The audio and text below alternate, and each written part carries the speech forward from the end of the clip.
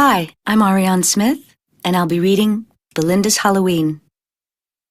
Peter's got a sister. She's bigger than he. She likes to adventure and loves climbing trees.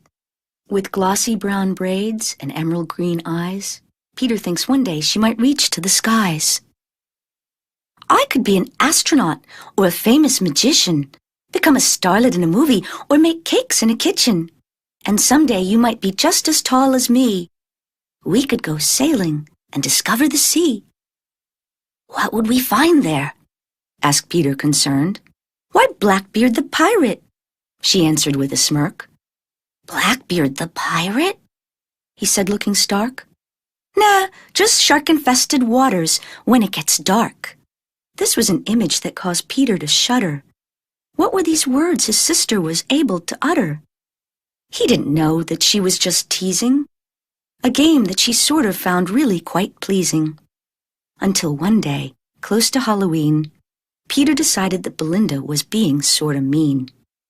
I'll show her, he thought to himself, and he went to the store and picked a costume off the shelf. He found one that looked oh so scary, for he knew that Belinda would be dressed up like a fairy. And later that night, when the spirits were about, he put on a mask with a very long snout. Then Peter looked in the mirror and started to giggle. If he shook his head, the ears would wiggle. Now Belinda herself was in great preparation, all excited about the upcoming celebration.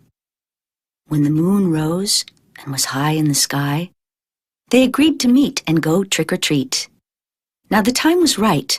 Peter crept down the street, hid in the bushes and waited to meet his trickster sister and accomplish his feat. The moon was full, a real pale yellow, and Peter was dressed like a monster-like fellow. When through the door came not a fairy, but something much, much more scary. It had horns and fur and claw-like feet. It grimaced and groaned as it clomped down the street. The monsters, it seemed, were exactly the same. Peter and Belinda enjoying a game. Peter jumped out with a boo-ha-ha-ha, to which Belinda answered, That's so la-dee-da. So la-dee-da? Whatever do you mean? You copied my costume, or so it would seem. Your costume? I thought of mine first.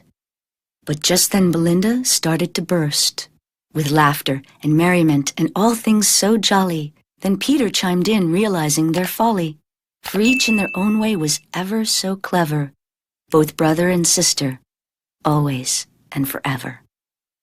The end.